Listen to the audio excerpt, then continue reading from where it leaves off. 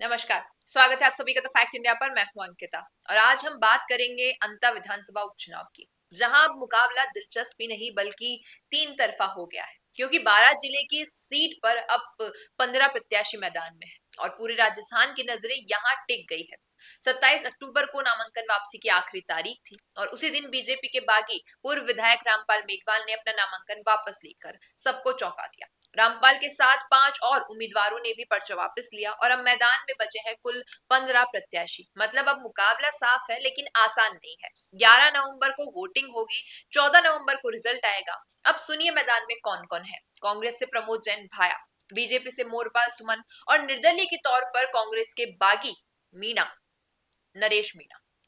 पहले तक तो अंता की लड़ाई कांग्रेस वर्सेस बीजेपी की होती थी, पर इस बार नरेश मीणा के उतरने से कहानी में एक नया तीसरा कोना जुड़ गया है। अब नरेश मीणा के बयान ने तो माहौल भी गर्मा दिया है। उन्होंने कहा कि मैं गाय बनकर चुनाव लड़ रहा हूं, लेकिन प्रमोद जैन भाया और उनके गुंडों ने अति कर रखी है। दलित बस्तियों में मेरे नाम के नारे लगाकर माहौल खराब किया जा रहा है।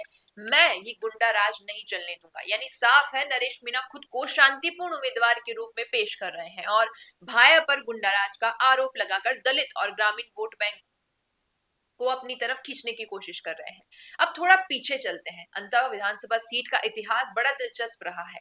यहाँ से 4 बार चुनाव हुए और हर बार विजेता को मंत्री पद मिला। 2008 में प्रमोद जैन भाया जीते और गहलोत सरकार में मंत्री बने। 2013 में बीजेपी के प्रभुलाल सैनी जीते और मंत्री बने। श्री मेवाड़ हेलीकॉप्टर मानसरोवर जयपुर लेकर आया है आपके लिए बहुत बड़ा उपहार। रॉयल शादी एंट्री हो, इलेक्शन टूर हो, एयर एम्बुलेंस हो, पुष्प वर्षा हो या वीवीआईपी दर्शन हो, इसीलिए अभी तुरंत बुक कीजिएगा। 2018 में फिर भाया की वापसी और फिर मंत्री पद। 2023 में वसुंधरा राजे के कंवरलाल मीणा और भाया को हरा गए, लेकिन 2024 की मई में कंवरलाल मीणा की विधायकी 20 साल पुराने एसडीएम पर पिस्टल तानने के केस से रद्द हो गई और यही वजह है ये उपचुनाव हो रहे हैं। अब बात उस शख्स की जिसने बीजेपी को राहत की सांस दी, रामपाल मेघवाल।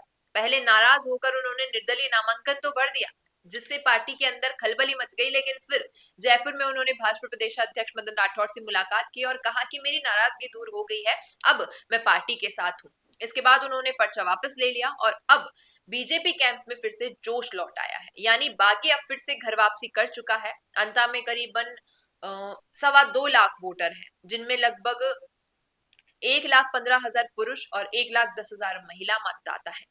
1336 नए वोटर जुड़े हैं इस बार, यानी युद्ध फैक्टर भी असर दिखा सकता है। अब सबसे बड़ा सवाल है कि अगर बीजेपी जीतती है तो इस बार सरकार के काम पर जनता की मोहर बताया जाएगा, लेकिन अगर हारती है तो विपक्ष को मिलेगा सरकार पर हमला बोलने का एक मौका। दोस्तों, अब अंता में मैदान साफ है। भाया के अनुभव, मोरपाल के संगठन और नरेश मीणा की बागी लहर में से कौन जनता का दिल जीत पाएगा, ये देखना दिलचस्प होगा।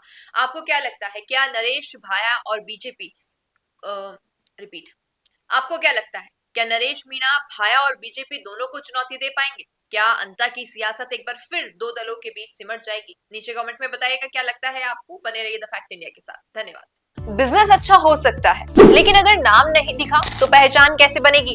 अब टेंशन छोड़िए, द फैक्ट इंडिया आपके बिजनेस को देगा वो पहचान जो पूरे राजस्थान में हर किसी तक पहुंचे। न्यूज चैनल पर विज्ञापन, पॉडकास्ट और प्रमोशन के जरिए आप सीधे 5 लाख सब्सक्राइबर और 10 करोड़ से ज्यादा व्यूज तक अपनी पहुंच बना सकते हैं। तो देर किस बात की, आज ही द फैक्ट इंडिया से जुड़िए और अपने बिजनेस को बनाइए हर घर का नाम।